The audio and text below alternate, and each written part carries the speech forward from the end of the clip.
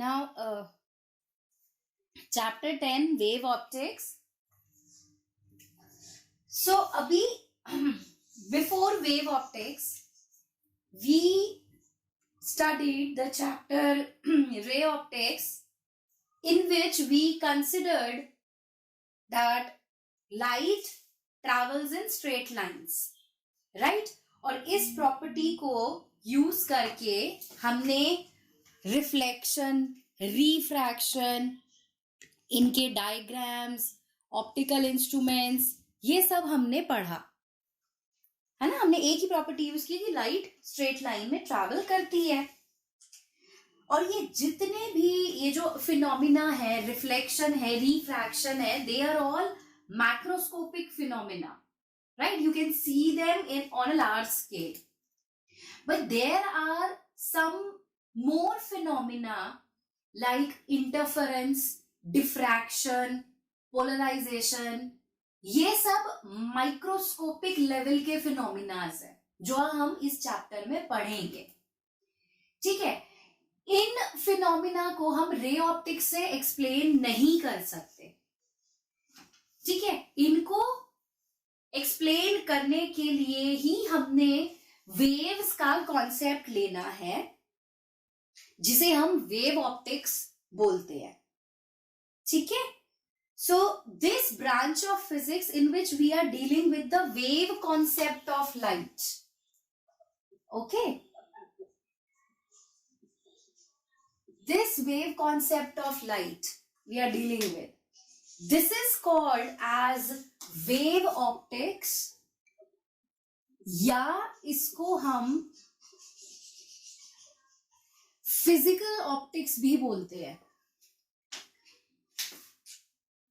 ठीक.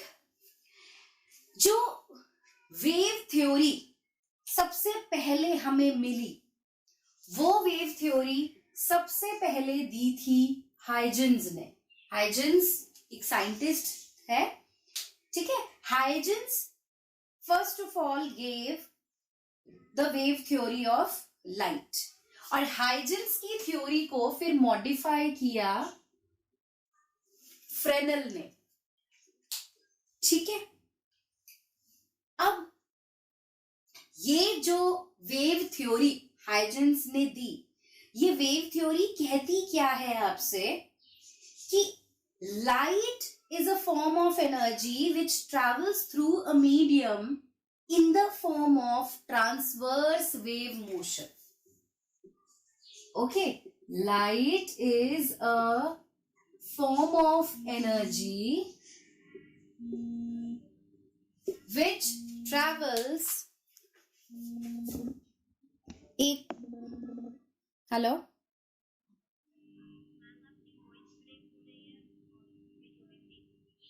अच्छा. Okay okay. एक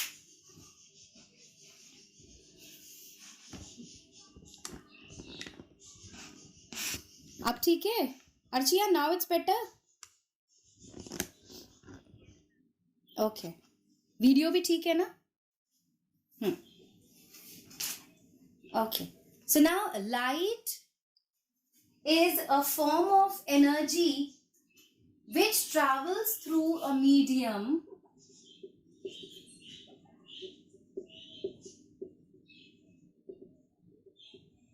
in the form of transverse wave motion. Now, what is a transverse wave? Bolo? Right. When the direction of vibration of the particles is perpendicular to the direction of wave motion, then we have a transverse wave. तो wave theory ने क्या बोला? Wave theory कहती है that light जो है वो एक एनर्जी है, it's a form of energy जो एक मीडियम में ट्रांसवर्स वेव मोशन की तरह मूव करेगी. एंड जो स्पीड ऑफ लाइट है, the speed of light in a medium, it depends on the nature of the medium that we are taking. ठीक है. डेंस मीडियम होगा तो स्पीड ऑफ लाइट कम हो जाएगी, रेयरर मीडियम होगा तो स्पीड ऑफ लाइट बढ़ जाएगी। ये बोला वेव थ्योरी ने। ठीक, अब हाइजेंस ने जब ये वेव थ्योरी एक्सप्लेन की तो उसने अज्यूम किया कि एक हाइपोथेटिकल मीडियम है जिसका नेम उसने दिया ल्यूमिनिफेरस ईथर। ठीक है, हाइजेंस ने जब वेव थ्योरी एक्सप्लेन की, so he considered that there is the existence of a hypothetical medium जिसे ईथर बोला, ल्यूमिनिफेरस ईथर, जो पूरे स्पेस को फिल कर देता है।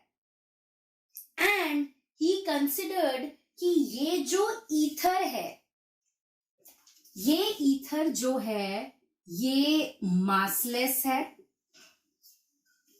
and it has extremely high elasticity and very low density। ऐसा बोला हाइजेंस ने। ठीक, तीन बातें बोली उसने कि एक तो लाइट एक मीडियम में ट्रैवल करेगी ट्रांसवर्स वेव मोशन की तरह, दूसरा स्पीड ऑफ लाइट जो है एक मीडियम में वो डिपेंड करेगी कि मीडियम का नेचर क्या है, एंड उसने सपोज किया कि एक हाइपोथेटिकल मीडियम एग्जिस्ट करता है ल्यूमिनिफेरस ईथर, जो कि मासलेस है, एक्सट्रीमली हाई इलास्टिसिटी वाला है और बड़ी लो डेंसिटी है उसकी। एंड ऐसे मीडियम की जो स्पीड है वो इस फॉर्मूला से ऑब्टेन की जा सकती है, v is equal to E by rho, where E is the elasticity and rho is the density। ठीक, एंड सिंस वो कह रहा है कि भाई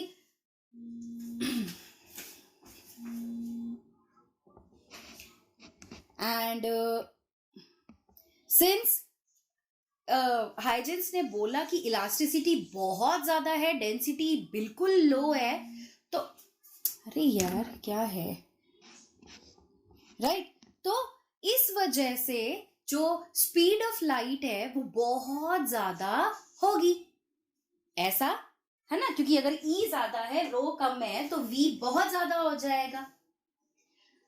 सो ऐसा मीडियम जिसपे इतनी ज्यादा स्पीड ऑफ लाइट हो, या एक मीडियम जिसकी डेंसिटी बहुत ही लो हो, हाई इलास्टिसिटी हो, ऐसा मीडियम लेटर ऑन पता लगा कि एग्जिस्ट ही नहीं कर सकता। रिसर्च से पता लगा कि ऐसा मीडियम एग्जिस्ट ही नहीं करता, कोई कभी हो भी नहीं सकता।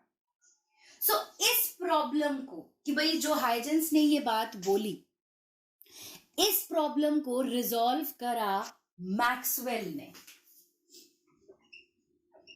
ठीक है, मैक्सवेल ने हाइजेंस के इस प्रॉब्लम को रिजॉल्व किया।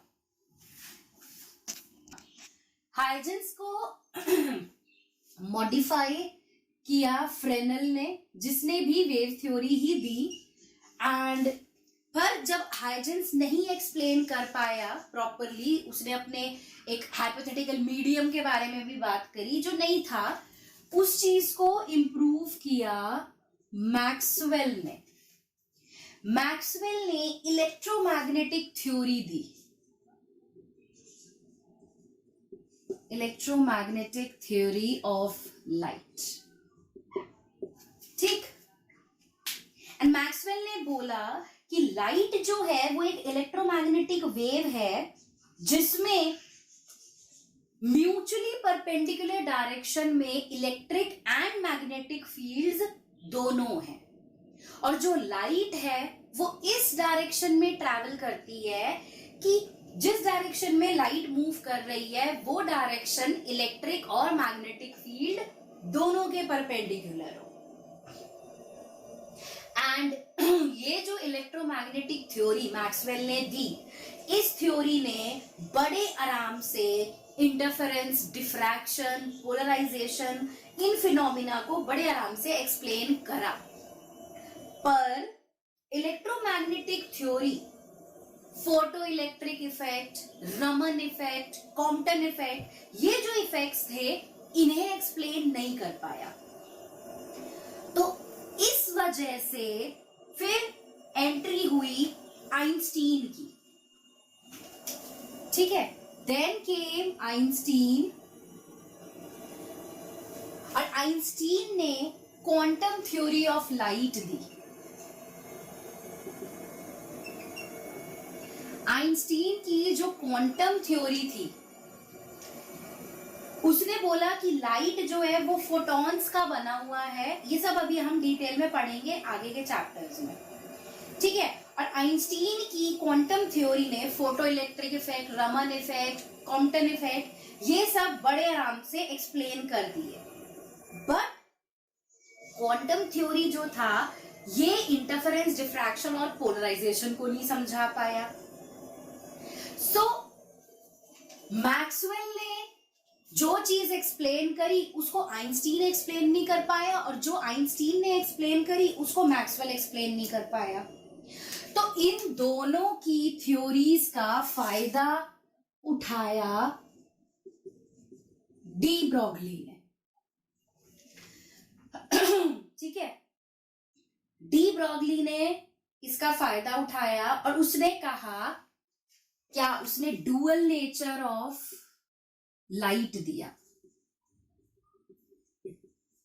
ठीक है, डी ब्रॉगली ने कहा कि जिस तरह से मैटर, लाइट भी, मैटर जो है वो पार्टिकल नेचर भी है और वेव नेचर भी है, इसी तरीके से जो लाइट है, जो रेडिएशन है, वो भी particle as well as wave दोनों नेचर डिपिक्ट कर सकता है।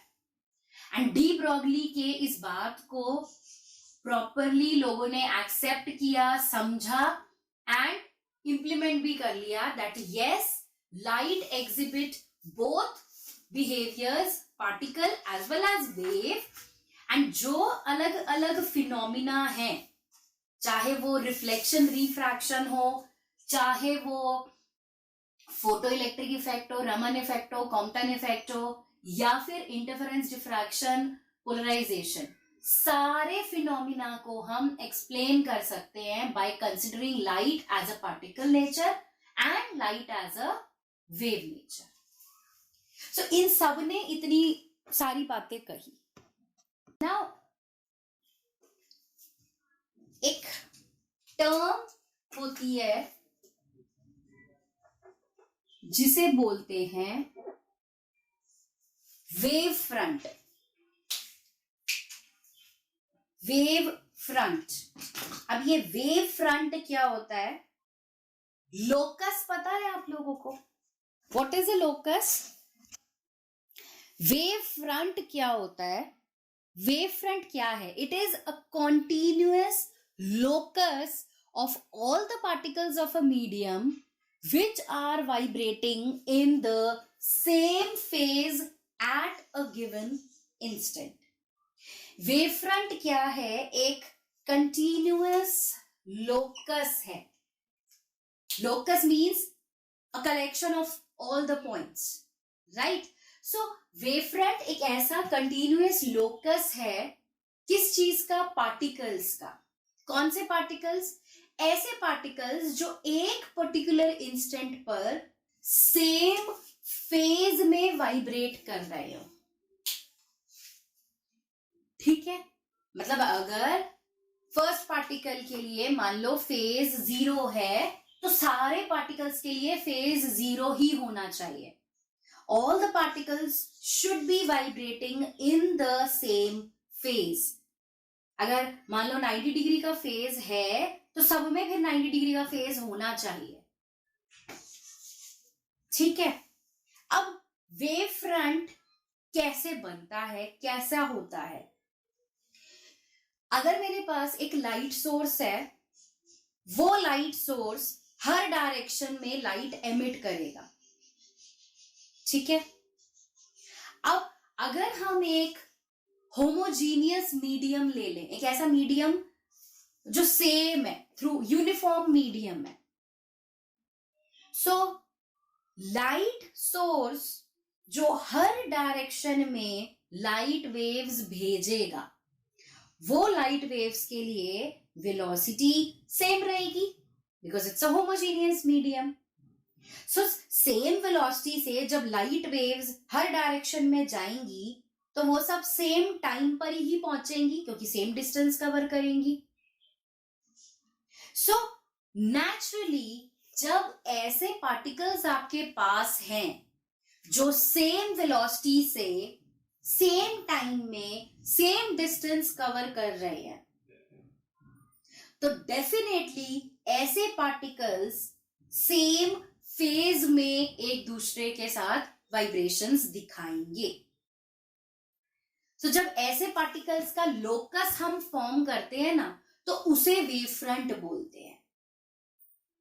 अब किस टाइप का लाइट सोर्स अवेलेबल है उस पे डिपेंड करेगा कि कितने टाइप का वेव फ्रंट बन सकता है.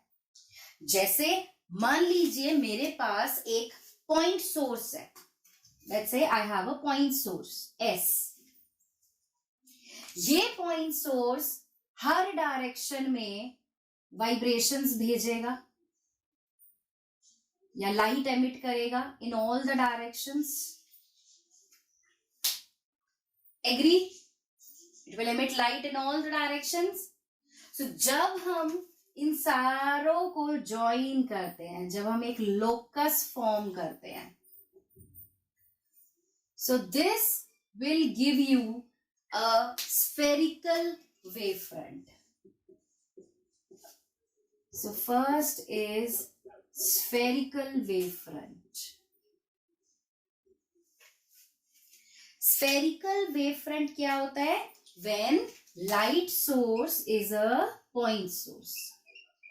ध्यान रखिएगा, जब भी लाइट सोर्स एक पॉइंट सोर्स होगा तो वो हमेशा एक स्फेरिकल वेवफ्रंट बनाएगा. Source is at the centre क्योंकि हर डायरेक्शन में लाइट एमिट हो रही है. ठीक. अब अगर मान लीजिए सोर्स ऑफ लाइट जो है वो लीनियर है. Now we have a linear light source.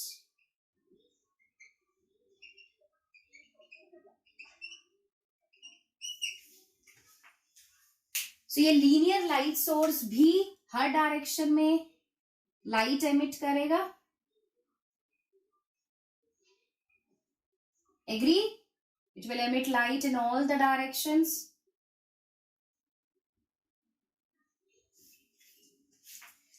सो जब हम ऐसे के लिए लोकस ज्वाइन करते हैं,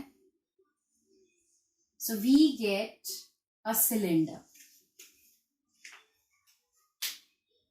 ओके, ये आपका सोर्स है, लीनियर सोर्स है. So this is called as cylindrical wave front.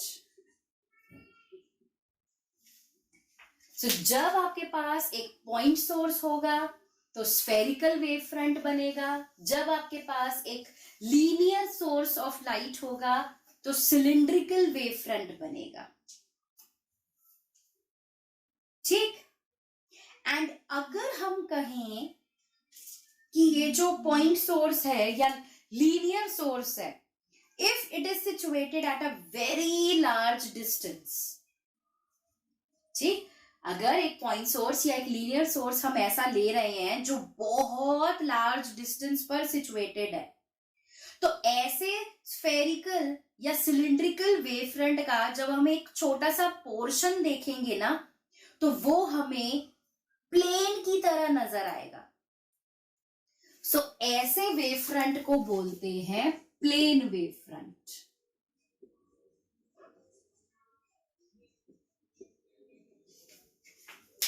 ठीक. कि मान लीजिए बहुत दूर है आपका जो भी सोर्स है, it's coming from very far, right. तो यहां से जो आपका वेव फ्रंट बनेगा that will be a plane wave front.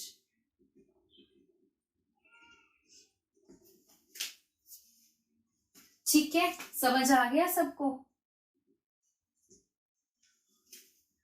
Last वाला क्या चीज कह रहा है वो, कि अगर मेरे पास मान लो एक पॉइंट सोर्स है या कोई लीनियर सोर्स है, इन दोनों को बहुत दूर डिस्टेंस से ऑब्जर्व किया जा रहा है. मान लो the point source is there and you are observing a point source from a very large distance. ठीक, अब ये पॉइंट सोर्स अपना स्फेरिकल वेव फ्रंट बना रहा होगा.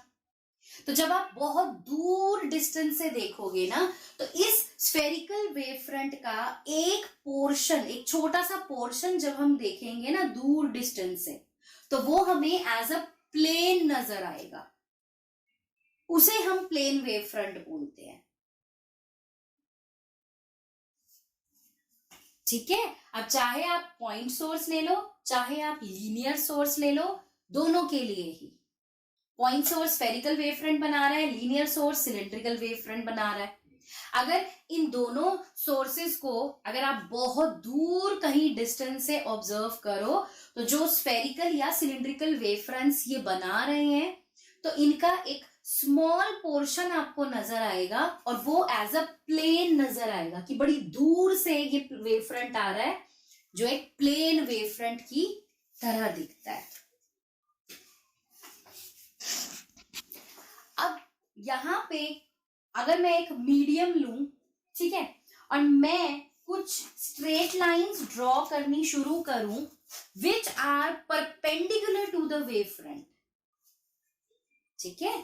For a given medium, if we draw some straight lines perpendicular to the wavefront, तो ऐसी straight lines को हम बोलेंगे rays of light. Rays of light. यानी कि आप ध्यान रखिएगा, the rays of light are always normal to the wavefront. एक वेवफ्रंट आपके पास है और अगर उस पर आप लाइट रेज बनाओगे, तो वो लाइट रेज हमेशा नॉर्मल बननी चाहिए वेवफ्रंट के.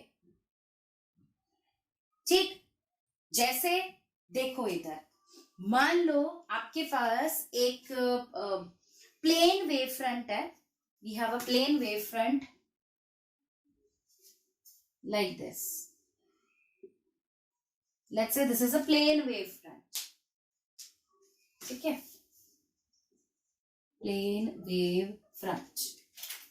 So इस plane wavefront पे जब हम लाइट रेज ड्रॉ करेंगे ना, तो वो लाइट रेज परपेंडिकुलर होनी चाहिए, यानी कि इस तरीके से लाइट रेज बनेंगे. These are the light rays. They have to be perpendicular to the wavefront. इसी तरीके से मान लीजिए मेरे पास एक कन्वर्जिंग स्फेरिकल वेवफ्रंट है. Okay,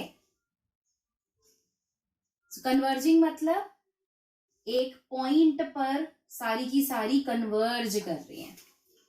so let's say this is a converging spherical wavefront.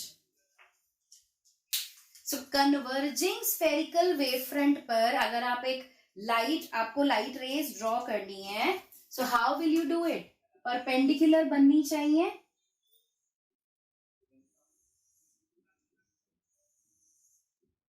So something like this. इधर ये ऐसे कन्वर्जिंग हो गई ना. ये एक सोर्स ऑफ लाइट है, सारी की सारी देखो वेवफ्रंट्स यहां कन्वर्ज कर रही हैं आके, they are meeting. Okay, red से जो बनाई है, these are the light rays. तो ये सारी लाइट रेज इस पॉइंट पे आके कन्वर्ज कर रही हैं. So there is a converging wave front over here. इसी तरीके से अगर डाइवर्जिंग वेव फ्रंट बनाना है, डाइवर्जिंग वेव फ्रंट मतलब फैल रही है, राइट, स्प्रेड हो रहा है वेव फ्रंट. सो वो कुछ इस तरीके से होगा. इसका उल्टा कर दो बस. सो this is a diverging wave front. Diverging spherical wave front. And यहां से जो लाइट रेज आ रही है, मान लो ये सोर्स है, so they are spreading.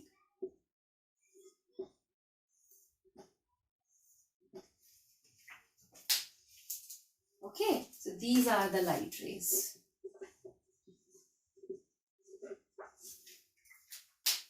ये आता है एग्जाम में, ये डायग्राम्स आपको बनाने के लिए बोले जाते हैं. Draw a diverging spherical wave front and show the path of the light rays. So आपको इस तरीके से बनाना है. ठीक है, कन्वर्जिंग है तो सारे के सारे एक पॉइंट पर कन्वर्ज करते हुए एक जगह पे मिलते हुए नजर आएंगे, और अगर डाइवर्जिंग है तो एक पॉइंट से स्प्रेड होते हुए नजर आएंगे.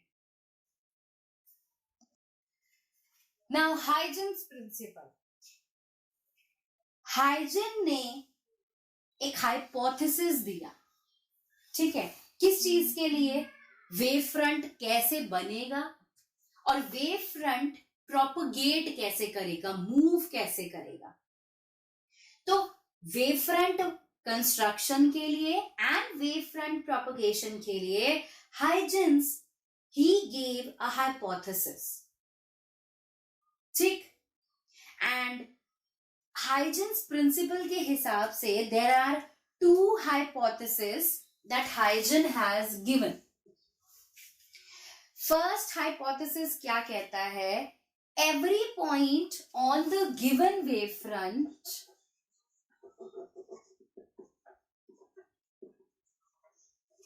every point on the given wave front, इस गिवन वेव फ्रंट को बोलेंगे प्राइमरी वेव फ्रंट, जो फर्स्ट वेव फ्रंट आपका बनेगा.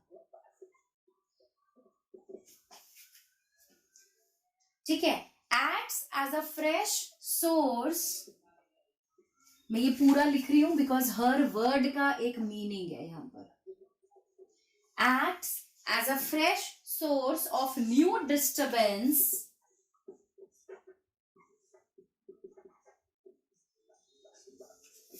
called secondary wavelets.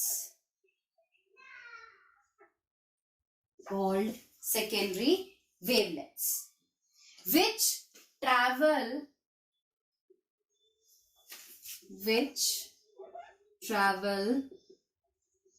in all the directions,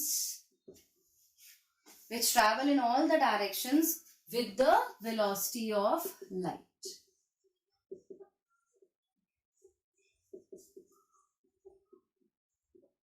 In a medium. ये फर्स्ट हाइपोथेसिस है. क्या कहता है? अगर आपके पास एक गिवन वेव फ्रंट है जिसे हम प्राइमरी वेव फ्रंट बोलेंगे, अगर मेरे पास एक प्राइमरी वेव फ्रंट है तो उस प्राइमरी वेव फ्रंट पर जितने भी पॉइंट्स लाए करेंगे वो सारे के सारे न्यू डिस्टरबेंस क्रिएट करेंगे, जिन्हें बोलते हैं सेकेंडरी वेवलेट्स. और ये सारे के सारे सेकेंडरी वेवलेट्स हर डायरेक्शन में ट्रैवल करेंगे स्पीड ऑफ लाइट से. ठीक है, सेकेंड हाइपोथेसिस क्या कहता है? सेकेंड हाइपोथेसिस था a surface touching these secondary wavelets, a surface touching these secondary wavelets tangentially in the forward direction, tangentially in the forward direction, in at any instant gives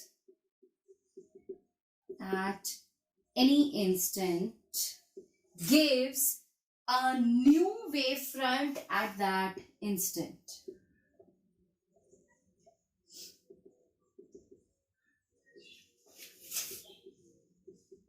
And this new wavefront that is formed, this is called as secondary wavefront.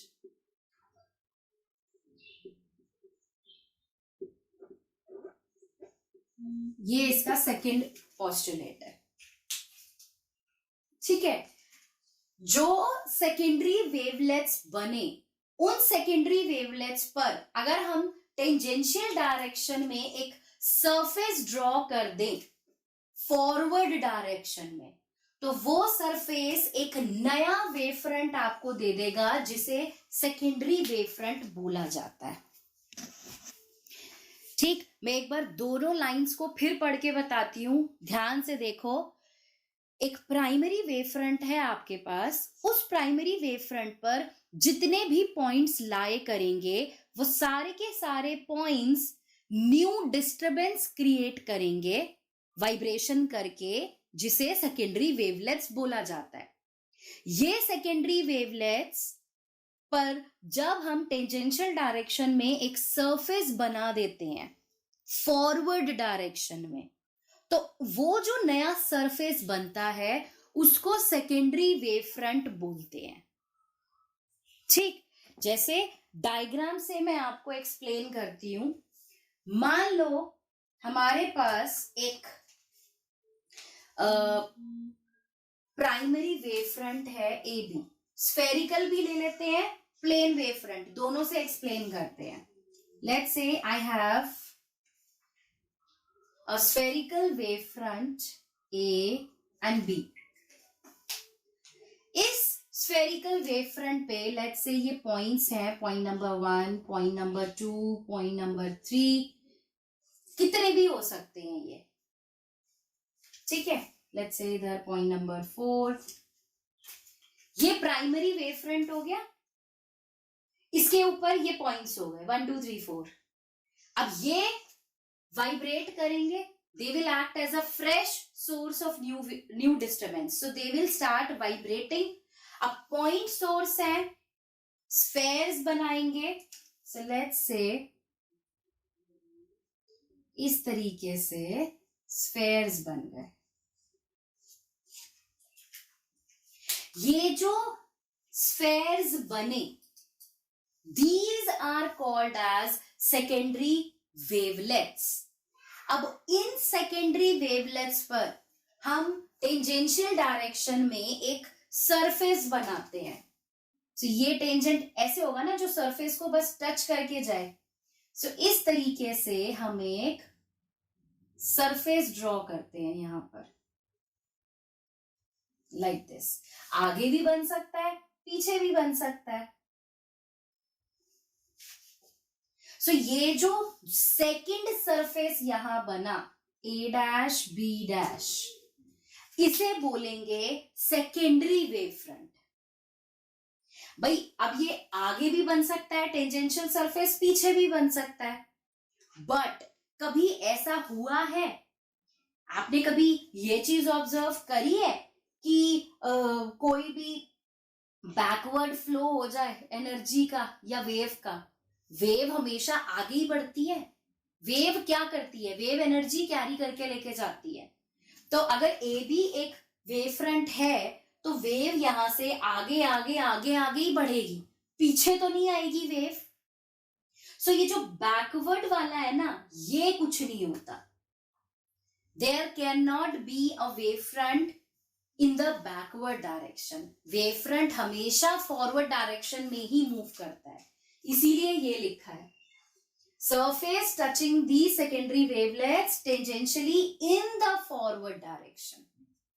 वो secondary wave front बनाएगा. ठीक है, इसी तरीके से हम plane wave front के लिए भी देख सकते हैं. Let's say A and B, ये एक प्लेन वेव फ्रंट है. इस पर ये पॉइंट्स हैं 1 2 3 and 4. सो अब ये वाइब्रेट करेंगे. सो लेट्स से इन्होंने अपना ये सेकेंडरी वेवलेट्स फॉर्म कर दिए. ठीक है, सो इन वेवलेट्स पर जब हम एक सरफेस बनाएंगे जो टेंजेंशियली इन सरफेस को टच करेगा, So this A dash B dash, this is called as secondary wave front. ठीक है, समझ आया? इस डायरेक्शन में यहां पर है, there is a source of light जो इस डायरेक्शन में मूव कर रही है, तो वेव फ्रंट आपके ऐसे आगे आगे फॉरवर्ड डायरेक्शन में ही बढ़ेंगे। तो आप ध्यान रखिएगा कि जब भी आप एक वेव फ्रंट लेते हैं, एक प्राइमरी वेव फ्रंट है, प्राइमरी वेव फ्रंट पर जब हम पॉइंट्स कंसीडर करते हैं, कैसे पॉइंट्स? जो सेम फेज में वाइब्रेट कर रहे हो। ए बी वेव फ्रंट है, इस पर ये 1 2 3 4 पॉइंट्स हैं जो सेम फेज में वाइब्रेट कर रहे हैं। सो ये वाइब्रेशन सेकेंडरी वेवलेट्स बनाएगा जो हर डायरेक्शन में बनेगा। और जब हम इन सेकेंडरी वेवलेट्स पर टेंजेंशियल डायरेक्शन में सरफेस बनाते हैं फॉरवर्ड डायरेक्शन में, तो वो जो दूसरा सरफेस बनता है उसे बोलते हैं सेकेंडरी वेव फ्रंट। और ये वेव फ्रंट हमेशा फॉरवर्ड डायरेक्शन में ही मूव करेगा, बिकॉज ये तो हमें पता ही है कि जो वेव होती है, a wave carries energy, so energy flow हमेशा फॉरवर्ड डायरेक्शन में ही होता है, रिवर्स डायरेक्शन में कभी भी नहीं होता, राइट? तो जो वेव फ्रंट यहाँ पे बन रहा है, उस वेव फ्रंट ने जो एनर्जी कैरी की हुई है वो उस एनर्जी को लेकर फॉरवर्ड डायरेक्शन में ही आगे बढ़ेगा, बैकवर्ड डायरेक्शन में नहीं आएगा। ठीक है, तो ये जो पीछे वाला सरफेस है ये नहीं होता, this is only going forward and forward. अब जैसे यहां पर ये नया वेव फ्रंट बन गया ना, अब इस पर और पॉइंट्स आप कंसिडर कर लो।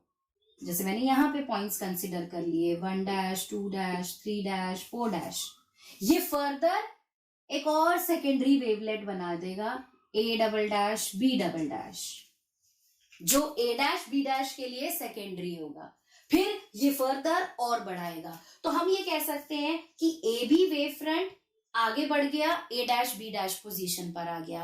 अब A dash B dash wave front और फॉरवर्ड डायरेक्शन में बढ़कर A double dash B double dash पर आ गया, फिर ये A double dash B double dash wave front और आगे बढ़ेगा।